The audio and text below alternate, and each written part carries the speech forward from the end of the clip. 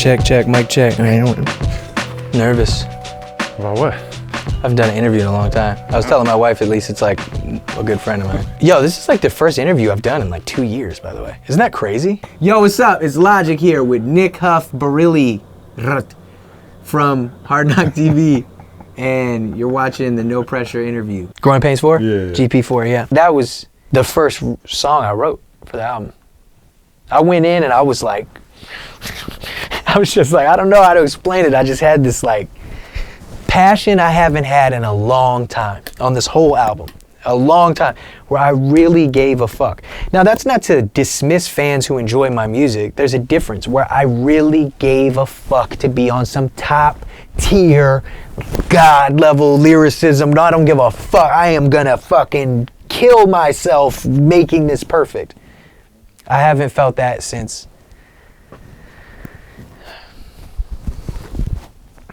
probably the first and second album. But explain that a little deeper, because you're a very intricate person, period. I've been in the studio while you're working on a lot of albums between your first and second album and now. Yeah. I don't want fans to get the wrong impression. No, but that's what I'm saying. It's more so like when I went into Everybody, it was very simplistic. It was to the point. Black people are beautiful, incredible, amazing. You know what I mean? Like Africarian, talking about what it's like growing up biracially. Confess, rapping from different perspectives and people and lives. So the thought, time, and effort went into getting a Neil deGrasse Tyson atheist to play God and creating this and going to Andy Weir, the creator of The Martian and the Egg, to get him to sign. Like it went into all these other places. Now that's not to say that it didn't go into the lyrics. Of course it went into the lyrics, but not to the keep it G and diacritical lifestyle and fucking Nostradamus at 90 degrees, turn a profit with ease, and like it was not that. Because that's all I had in the basement, and that's really kind of all I had with my first two albums. It was like I didn't have this grandiose, all these people to make a fucking crazy musical album yet, and all this shit and all this other stuff. So I was focusing on different times. I had a fucking 40-piece orchestra to do, you know, Everybody and 1-800 and Black Spider-Man. It was different. My train of thought was different, you know? It wasn't college dropout raps. It was graduation raps. It wasn't, you know, Mama and Touch the Sky. It was, you better fix your lips like collagen, for you say something, you gonna end up apologizing. Like, you know what I mean? I'm just being real. Like, that shit is fire as fuck, and it's fun, but it's the feeling, right? And it's simple, but it's the feeling. That's why I love Ye. But it's the feeling. That's what a lot of these records were. And then every once in a while, I pop in with like a Confessions of a Dangerous Mind or the outro track or Mama. And then Bobby Tarantino too. I mean, everybody know I be in the club VIP. That's a vibe. It's just chilling. But then a song like Yuck, you know, where I go in. So then it was just more so peppered. But that's also because I wanted to diversify myself and my palette. I didn't want to do Under Pressure again and again and again and again and again and again and again. I just didn't want to do that. Or The Incredible True Story over and over and over and over. I wanted to just go whoosh, 180 and try something totally different, which I did and I'm happy with. But with this is a return to form. This is a true like, okay, this is where I was in the beginning before I knew what I could do and where I could go. When I thought this was all I wanted, this is it. So let me go return to form to poetically end it. You know, and really give them my all and let them know, like, whoever was saying what about this album or that album or this, what you gonna say? Like, what you gonna say? Are you gonna say I rapped on an elevator beat? Like, what you really gonna say, motherfucker? What you gonna say? So that's kind of how I felt about this particular album. But I still put my heart and soul and everything into every project that I've ever done.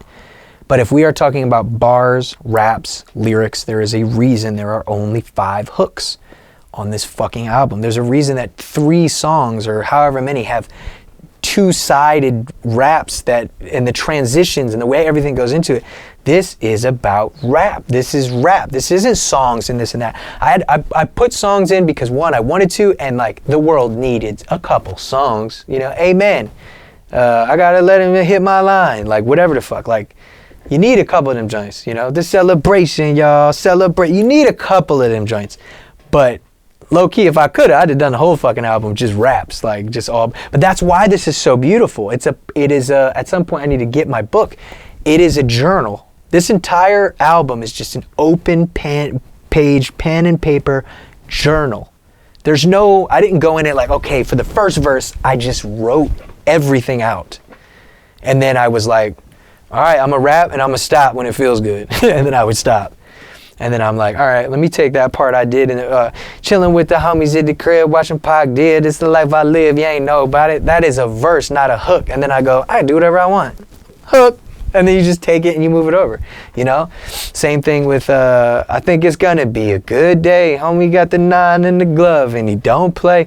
I did that, it was just gonna be a verse. But then I'm like, yo, you know what? No, that's a good like bridge hook. That's cool. So that mentality. So I've been thinking more song structures and all this for a really, really long time. That's why I've also been so successful, you know, because with songs like 1-800, with songs like Every Day, with songs like, you know, it's funny because when you look at any artist, typically their most popular songs are the most hated by the fan, the whatever, but it's just because their little secret becomes big and they don't like that. But the truth is those are my most successful songs, and they're my most successful songs for a reason, because they're good, because they're catchy, because they were written well, and because they were received by the general population. But this I did not write for the general population. Like I did not write it, I did not make it, I did not produce it for the general population. If I was gonna do it, I'd have made a Bobby Tarantino 3 or some shit that I could have easily fucking done. I live with a beat, I die with a beat since 1990. I live with a beat, I die with a beat like NPC Akai. Now that was dope because I named Kai from Thomas and Kai, The Incredible True Story, after my MPC 2000 XL, created by Roger Lynn, who J.J. Abrams got Roger Lynn to write me a letter, which was this shit, and I have it hung up, and I'm going to frame it next to my original MPC, who I named William after, because I get bills from these beats. So William Kai. And so Kai's first name is William because they're obviously in the military or a military sect, and they go by their last name. Quentin, Thomas, Quentin from Quentin Tarantino, Thomas from Doubting Thomas from the Bible, which represents all the doubt that we have inside ourselves. William, just because I thought it sounded dope, but low-key, I get bills from these beats. Kai, NPC. Because I get bills from these beats. Fuck the industry. You know we keeping it real up in these streets. Came up in a world that's office access. All that's promised, death and taxes. Don't give a fuck who be rhyming the fastest. My anxiety make me spit it a mile a minute. I'm stuck in a clinic like Flynn Montgomery. That's a ode to Supermarket, the main character Flynn, who's in a mental institution. Like Flynn Montgomery, take a step back, tell me right now, boy, just what you see. Creeping through fireside, smash the window of that fire ride just to see what we can snatch from up inside. Till the flashing lights come around that corner, then we run and hide, praying to God up in heaven 11 and I got no alibi. My damn. Dip to Stewart Town. Best not come around these parts if you new in town. Wonder what my homies from back in the day living out all doing now. Rolling with my sister Jeannie, schooling me like Mr. Feeney. This the first time I heard a gunshot on the block. Growing Pains 3. This the type of shit don't never stop. Here come the cops. Shooting up the hood like black ops. Cause trigger happy police tend to trigger happy people. And some people who believe we're not equal shoot up the steeple. My God. If you exist, then why you make life so hard? If you exist, the way you think is avant-garde. If you exist, you got a funny way of showing it. What happens in the afterlife, these people think they know and shit. And on that note, I keep it G like track 4, kicking the door by Notorious B.I.G. Don't believe me? Look that shit up. I promise you'll find the key to that punchline. Feeling just fine. Let the abyss of my mind consume. Snap my fingers like Thanos and Bobby Boy bringing the doom. Cause I'm 6'30", killing shit hands down and dirty. That white boy can't rap. He talk good and act nerdy. I just texted Erykah Badu, and I love that line because it's so true. That white boy can't rap. He's fucking nerdy and all this other shit. But then I go to the most Afrocentric like woman in the universe that I got in my Rolodex, and I'm just like, I just texted Erykah Badu to let her know what I'm gonna do. Sample Dream Flower by Tarika Blue. That's cool with you. That's fine, baby. All gravy. Long as you know you my baby. And that beat your daddy like if he ever cheat on me. I mean, she don't own the sample, but she might as well. Cause her and Dilla paved the way for all I got, and well, I'ma show my gratitude. No attitude, no autotune. Like T-Pain doing unplugged. I'm unplugged like Trinity. Wonder how the people gonna remember me. God damn. Switch up the plan. We all say it, we all claim it, but it's no use. The greatest rapper alive is probably stacking produce. Introduce you to my train of thought. Snapping on the track like the illest conductor. With no contradiction, I brought my heart to the table. Fact and never fiction, fuck a fable. Ready and willing, you better believe that I'm able to spit lines faster, spit power through these lines faster than fiber optic cable. I'm gone. Yeah, that's my shit. I gotta memorize these because I'm gonna go on tour eventually. Yeah. And when I do go on tour, and y'all motherfuckers hear it right now, this ain't gonna be no $1 million production, dog. It's gonna be a microphone, a rapper, and a fucking DJ, and a couple lights. It ain't shit going on. Like, don't come see me to pop Molly with your bitch. You know what I'm saying? Like, I'm being real. Like, come out for lyricism and real shit. You will be entertained. We will tell stories. There's gonna be an incredible time, but like, even that shit, I've made my money, I've had fun. I'll be back. We're gonna do some big arenas and all that shit in the future, but for a while. I really wanna hit the world now. I've been so focused on the money here that I wanna go to Germany, I wanna go all through Europe, France. I wanna finally do Australia. I wanna hit Asia. I wanna do all these things, and I want it to be simple. I want it to be rap. I want it to be stories. I wanna do Under Pressure the whole 10 minutes for the first time in my career. I've never done that before. You know what I mean? But and don't get me wrong, I'm gonna play some of the hits. You know what I'm saying? We're gonna do that. But it's like, this is gonna be about the MC. That's what it's gonna be. Not the lights and the flash and the this and the that. It's gonna be about the MC and some sick merch. We got to get you to go to Latin America too. Mm-hmm. Growing Pains 4, is there anything else that we missed? There's two cool things there. So T-Man is my dude who sells me all my shoes and shit. Shout out T-Man, that's my homie. And he has this crazy voice. He also raps and shit, but I just know him more as like a hustler. And he's Damian Lamar Hudson, my artist and good best friend, his brother. So he comes to the studio to sell me and Dion a shit ton of clothes. He's just like, yeah, swagger sauce. Like, that's how he talks. He's like, hey, what's up, Bobby Swagger Sauce? My black man. Every time I see him.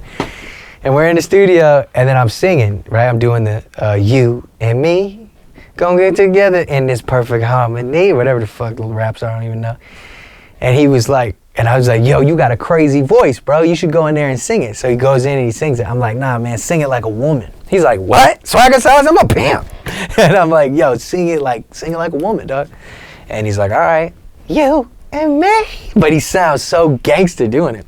And then we just layered all our shit together. And then I always heard that even when I was in the car. I remember I was with Jordan one day writing. I was with Jordan for Heard Him Say. It was something else, but I was writing.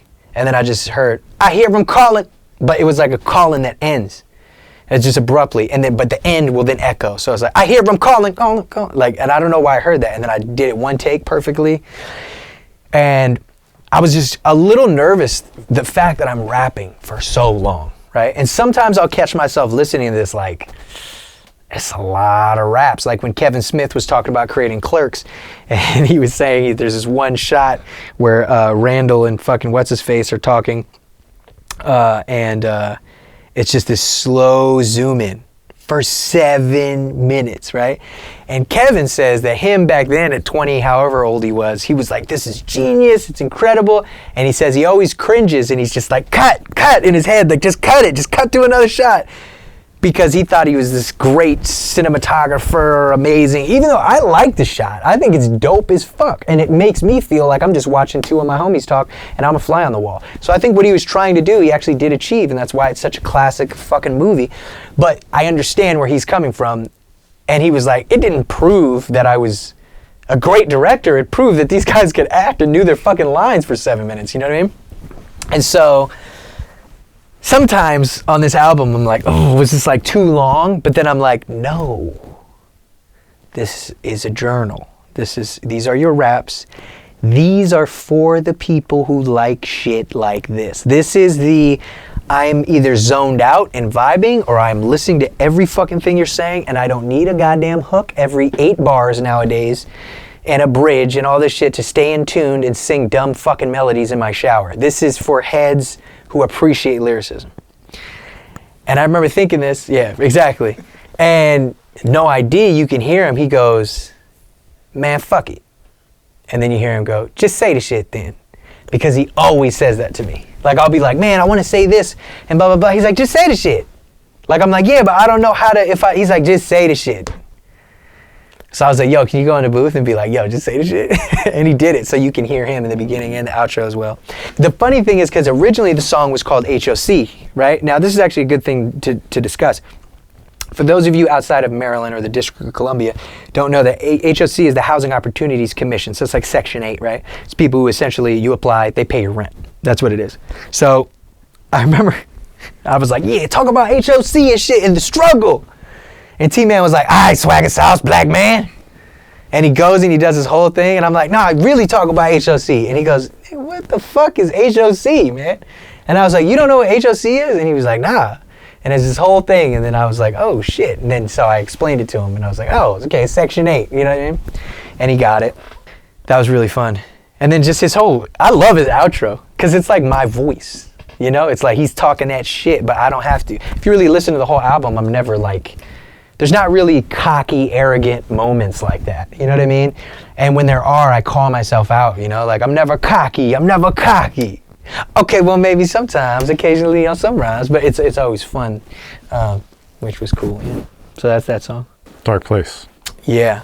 Yeah, go ahead. So you can tell them. What can I tell them? So as I said, I've just been writing to write, right? So I've been writing all these songs. I have 1 million songs. And Dark Place, which was originally just written to just a beat, like somebody's beat, like just a somebody who exists beat. And I played it for you with like 20 other records, 14, however many fucking songs, all these songs that won't see the light of day. And you listened to it and you were like, how could you not put this on the album? And I was like, because it's not meant for the album. I didn't write it for the album. I wrote it for myself, and that's why it's so great. My biggest thing was like, I don't want to sound like I'm complaining. If you listen to this entire album, there's no, this is why I did this, or this is why I did that. There was 2 records like that on the leak called Griptape and Reasonable Doubt, where I go in and I explain why I made my decisions, right? Like I got a line on one of those songs that goes, why you think I went pop? So my family could eat. But now that the fridge is full, it's just the pen in this beat. What you would do if it was 20 million or live on the street, I guarantee your ass is rapping on a radio beat. But it was deeper than that. I hid the pills and the applesauce deep in the trap. Till I found, you know, I wanted to save the world, but found out I couldn't do that. And now I'm back, like type shit. Like it's that, but I owe no one an explanation. I am a grown man. I do not owe, and I used to for a long time think, well, the reason I made the trap songs is because I wanted to be able to create something that people could really enjoy, but at the same time while doing that, then I could do the break beats and then rap on the break beats because please love me. Like that's where I was, but I'm not there anymore. So with this record, I felt too vulnerable in a way that I was like, oh, this is low-hanging fruit. People can take this and use it against me. It was never meant to go on the album. It was only meant to truly vent and voice how I was feeling, not even at that time, but at my lowest point, right? And so it opens depression, anxiety, got a hold of me because people say they want the older me. Well, I'm 30, this is the oldest me. Behold, it's me, the piece of shit that's not good enough, not black enough, not hood enough, not rich enough, not poor enough. It's just like the most honest shit, you know? And then I go in and I talk about the internet. And I'm like, look, I'm not running from the internet. My God, I was at its birth. I've been a vet. I'm going berserk like Peter down at Inditech. This is my favorite line, probably one of them on the whole album. It's deeper than the surface. I'm searching for purpose. I'm tired of searching for logic in Google on purpose just to read that I'm worthless, dog. It's another reason why I'm leaving this world. I'm not leaving hip-hop. Hip-hop is me. I am hip-hop. I'm not leaving my fans. I'm going to tour. We're going to do merch. I'm going to be on fucking Twitch. That's going to be my main place. You want to see me? Subscribe, motherfuckers, and we can talk. And it's smart that way. If you subscribe, we can talk to each other. If you don't subscribe, you can watch me for free. But it won't be open to the public so that those negative people can't get in and we can have our babble, our paradise, right? It's about really just finding my own place and my own happiness. And on that record, yeah, it is the most vulnerable. And the reason why is because I've never written a song like that. Every single song that I've ever written, no matter how dark, whether it's about suicide or it's about addiction, depression, anxiety, everything, I always end it with, but it'll be okay. But not this one. Because the truth is, not even to say that things won't be okay. Sometimes you don't need to hear that. Sometimes you don't want to hear that. Sometimes you don't want to be consoled. You want to stare your demons in the face, accept them, live with them until you have the strength to actually show them the exit.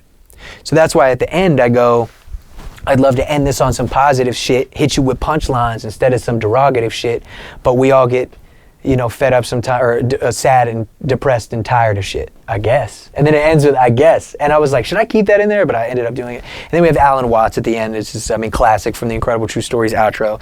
Alan Watts goes on to explain that the things that, people say will make them happy, such as status or clothes and cars and all these different things, won't necessarily actually make them happy, and they have to ask themselves, do they need it? And a majority of the people, when asked, do I need this studio, will say, no, I actually don't. That's why I'm leaving this studio. You know what I'm saying? I remember telling you and then like driving home and being like, man, I hope he doesn't get mad, because I was pretty insistent. Like I was like, this has to be on the album. This has to be on the album. I think it's important for people to see that you've been peace, love, positivity your whole career.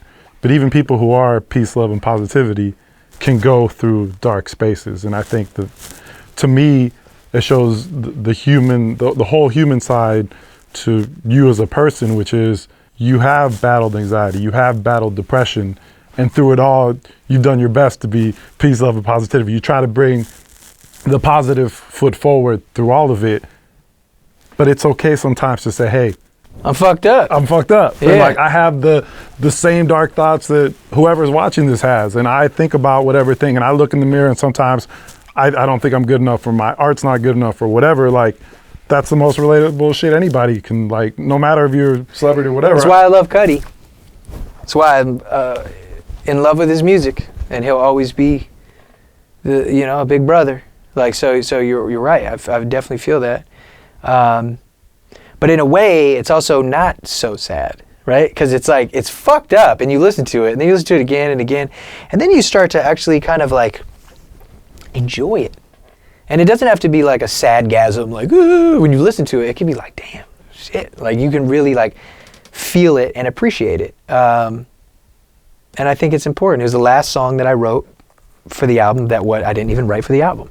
I wrote it for me. I wrote it for myself. It's the most selfless song I've probably ever written in my entire career, because it wasn't going to go on this album, and it wasn't a big deal to me. So, yeah. I mean, hopefully people enjoy it. Hopefully I really, really, really want people to love this album. But if they don't, I'll just be with my kid, having fun, shooting guns in Montana. So it's like, I want to be accepted. I want to be loved. I want to be this. I want to be that. And the funny thing is, we'll see things like, different people will talk about acceptance. Oh, why is so-and-so not accepted in hip-hop, or isn't this or isn't that? But it's like so actually really funny. Like, to say that Logic isn't accepted in hip-hop is the stupidest thing he could ever say. Because I make hip-hop music and millions of people love me. I was the circle. I was the hip-hop critic. I was the hip-hop receiver, recipient of the music. I was online, I don't like this, and I love this about this. And then I became the person that they were writing about, and then felt separated. It's like being poor and then making a lot of money. You're still you. You really are. I think who you are as a person, as long as you're not a fuckboy, you know what I mean? Like, you're still you, but then people will change based on the perception of you. Like, if anybody's ever met me, they'll see that I'm actually very quiet and almost like shy and timid, until it's either time to grab the microphone or open my fucking mouth. But besides that, I'm very like, oh, nice to meet you, and all this, because there is a perception that I'm an asshole, just like there's probably, there is a perception that Drake is an asshole, or J. Cole, because we're famous, because we think we're the shit, or we think this and da-da-da, and act all this way. But that's just not true. It's what we do. You see us at our strongest and assume that we're just like the shit, and that's just the way it is. Or any famous person, because they're rich and they think they're better than me, but that's just the own person's insecurity, and how they're just projecting themselves on another human being. So I'm glad that this made its way on the album, because it shows that we all have insecurities. Yeah, man. I was insecure about my body. I was insecure about my weight. The big thing there is also just realizing that, like, nothing's ever perfect. That's why I actually really enjoy working on my body, because when I was at my biggest, I felt too fat. When I was at my skinniest, I felt too skinny. When I'm right here at what I believe is a great weight, there's something about it that just isn't good enough. And my therapist, she says, well, what is that? And I go, I don't know. And I'm never good enough, but I know I am. Do you know what I mean? Like, it's never good enough, but I know I am. If I get insanely shredded, that means I gotta wake up at 4:30 every day for 6 days a week for 3 months to completely transform my body, but I'll be in hell. Won't be able to spend as much time with my friends, family, won't be able to work on my art, my craft. I'll just be focused on this thing out of vanity. That's not happy. And when I was working out to get I wasn't happy. So, but then if I let myself go, I'm not happy. So it's like there's always something, but I think that's just human. And I also think it says you care about yourself. That's why it's very difficult, when I was like really big, and then I stopped working out so that I could be there more so for my wife and while she was with child, and focus on tour and making sure that everything on stage was fine. And then I had a little dad bod, but people make fun of you. Oh, he's fat now, he's fat. A year earlier, it was he's skinny. Then you lose the weight, and there's not really anything that they can say except now he's not swole, now he's not this, now he's not that. So those are the other part of perception of like, damn, I'm just here to use my voice and let people listen to me, but they're so focused on how I look or how I don't or how I this or that. And it's not just me, bro, it's everyone. Right. And it's it's like a hard thing, but finding happiness with yourself, that is the most important thing that you can do. And I still, I am looking for that every single day. But the hardest part is when you're genuinely happy with you and then you see some shit. You know what I mean? Throws you off balance. Yeah, because you're like genuinely like, wow, I love my body. And then somebody like posts a picture of you, maybe it's an unflattering angle, who gives a fuck? And then people are shitting all on you or something like that, and then you're like, this isn't good enough, I'm gonna starve myself, or I'm gonna, overeat to this or that. It's like a very sick thing, but it's something I've freed myself of. But that's another part of getting away. And it's gonna come back, because it always does. Yeah, in different forms. In different forms. It's like Dragon Ball Z. I feel like we all inherently have it. For me, when I play sports and I would fuck up, I would have this critical voice that would just harp on me. And I don't know where it came from. Like, I don't really have a father figure that had that voice, but it was like I would screw up, and then this voice would yell at me, and it would force me to screw up again. And it wasn't until I read Phil Jackson's book where he talked about coaching Michael Jordan, and he related basketball to Buddhism and about being present. And being present means letting go of our internal voices, and first understanding where those come from, whether it's a father figure or a critical person or all these different places where these critical voices can come from. But then eventually, to fully be present, you got to let go of all these voices, because if you're in these voices, you're not being fully present. That's how I feel when I write raps. So, and I talk about it in this, overthinking every line, it's a shame. Rap used to fill me with joy, now it's nothing but pain, stuck in the game, just trying to get back from where I came. I love that the first thing that we hear after Dark Place is your son's voice. Yeah. Because that's what starts off A to Z. What was that process like, recording your son? And did you purposely put Dark Place I there? Did. Once I did it, because I looked at the track list, I was like, where's a really great place for this to go? And then if you listen before Dark Place, Thalia says actually living your life is exponentially different from just being alive, which is very true. And so then I go into this dark place where I at times feel like I'm complacent and just alive. And I'm just fucking not setting myself free of the voices in my head that could allow me to live. You know what I mean? At times, which we all have as human beings. And I just thought the somber classic Logic outro where like the drums will fade but the music still plays and shit, like felt really good going into Thalia and then into Dark Place. And the fact that you get through, because it's a very triumphant album when you really listen to it. It's very triumphant. It's very like, I've overcome. It's funny, my A&R, Noah, me and No ID were talking about this. Noah the whole time, he was like, man, I need a record that makes me cry, man. He was telling me this. He was like, I need to cry. I want to hear you cry on a record, dog. And I was like, why? Like, I'm happy as fuck. Like, I literally told him, I was like, I'm so happy. What are you talking about?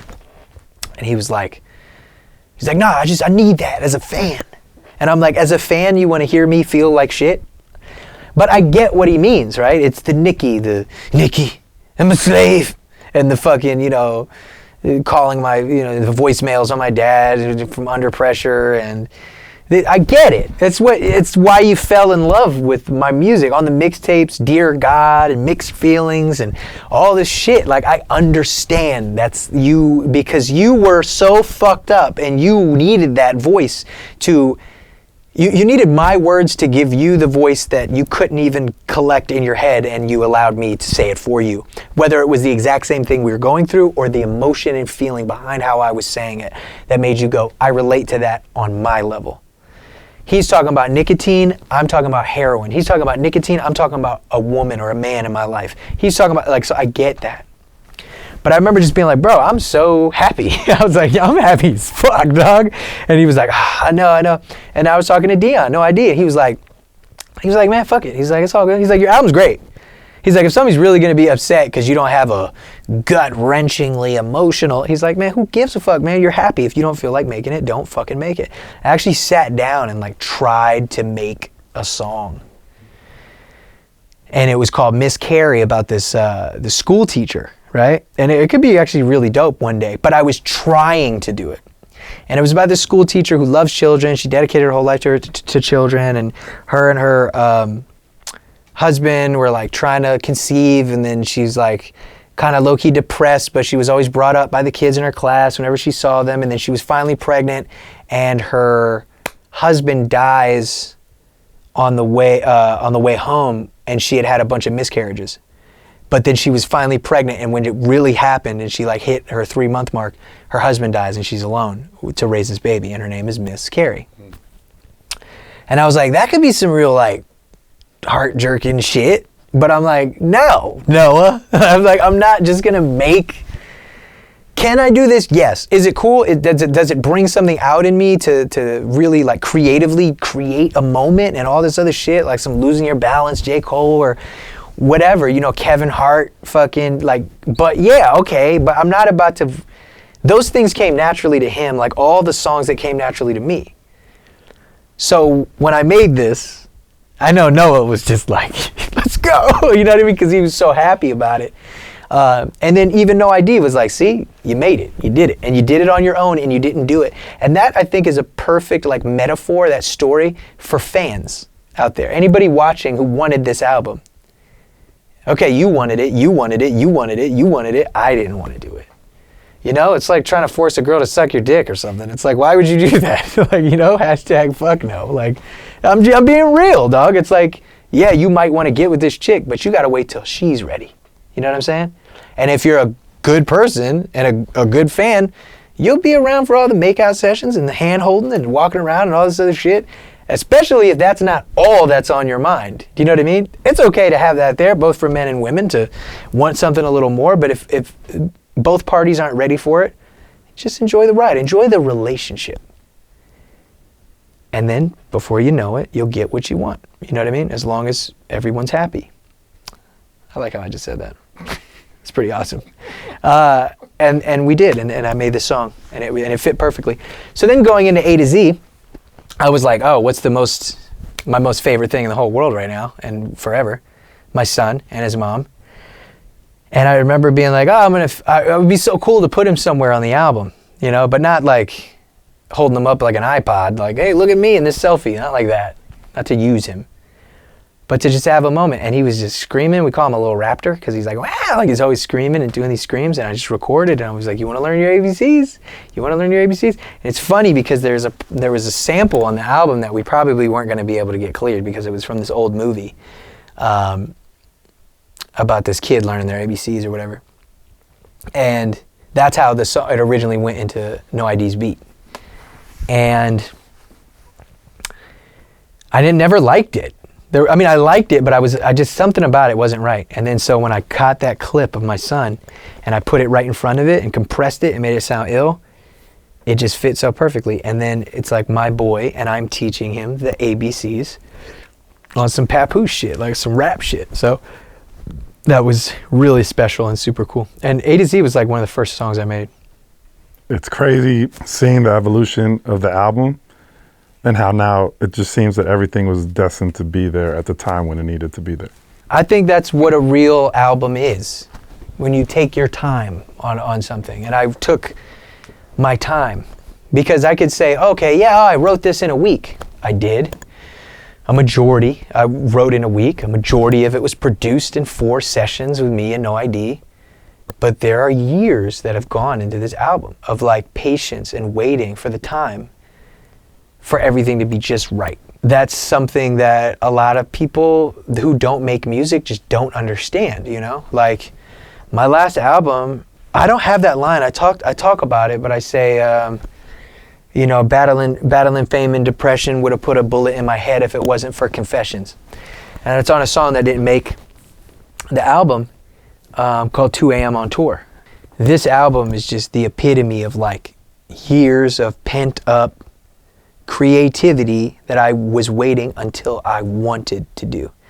And when I wanted to do it, I can't even describe. I mean, I was calling you, reading lyrics out of my page, like, what about this? Like, there's so many like records on this album that I was writing to like Dilla beats and like other shit, and then going in and like producing around it. Like I was so focused on, there was times I didn't even have beats and I was just writing. I remember the voice notes. Just straight up voice notes you would send me. And I'd be like, yo, I can't even imagine how this is gonna turn into a song. It just sounded like you were just pouring out whatever it was at that moment. That's what the whole album is, man. Talk about the creative process for this one a little bit, just because the structure of this song is different than all the other structures because of the alphabet. This was just super fun. It was me and fucking No ID, right? This god of rap and production. And he just plays this beat. And the beat didn't even have drums on it, right? He just plays this like thing. And this kid does the intro talking about ABCs. And I was like, ABCs? And I was like, ain't nobody really, I mean, a million motherfuckers have done it, but I've never done anything like that. That'd be cool if I gave my own take on it. Only biggest thing I really remember in rap was like Alphabetical Slaughter by Papoose fucking forever ago, you know, which was an incredible song. Shout out to Blackalicious. They did a version of it. Just the ABC. Yeah, but I mean, it's been done. It's been done. I mean, you want to take it back to Michael Jackson and Jackson 5, you know what I mean? Like everything has been done. It's the same thing like money. Like, oh, what, I can't do a song about money? You know what I mean? Motherfuckers rapped about money or this or that, But I don't know. I just thought of the letter A. I've been real. That's all I ever knew how to be. Fuck what you heard, I only write what I see. Second I deploy, I destroy to the tank on E. F them all, they wouldn't bank on me. I was on the internet and these kids were they said like every Saturday they get together and they listen to my songs and then they go in and like transcribe them and all talk to each other about what like the punchlines meant, or like, oh, did you know what this one was? And they were just having so much fun, like kids around a fucking campfire type shit, like, yo, he said this and that means this, and the other kid was like, no way, and he's like, yeah, look it up, and the other kid's like, oh my god, like, and they're just so happy and in love with music. So I was like, that's what I'm gonna write this about. So you study my lyricism whenever you and your friends meet. I got enough M's in the bank to make ends meet. And if you look at 2 N's together and make an M, right? Depending on how you flip it. I love the line where I'm like, switch up the track or flow, every track flows I never double use, X marks the spot. That shit is just like, was just so much fun. I wrote the shit in like 20 minutes.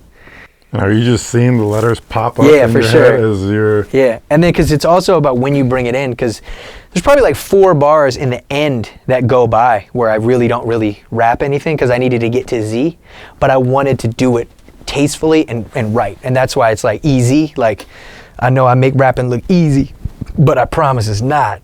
Celebration. It's a celebration, bitches. Came a long way from bus stops and washing dishes, from rags to bitches, stovetop to Mastros. Man, this shit is delicious. I'm Spike Spiegel, but I'm known to be vicious. I get under people's skin like stitches. No strings attached, we just let it dissolve. Give it time, then let it resolve. It's been a minute now, my style feeling infinite now. Like, that shit is just so real. Most people want to tell you what to do because it's what they want to do if they had the opportunity to, but too scared. That's why they live vicariously through you. Logic, what you should do is rap like, nah, I'd rather not. That's why I'm in the mansion and you sleeping on a cot, but you still study everything I drop. Too many people want to tell you what you can and cannot.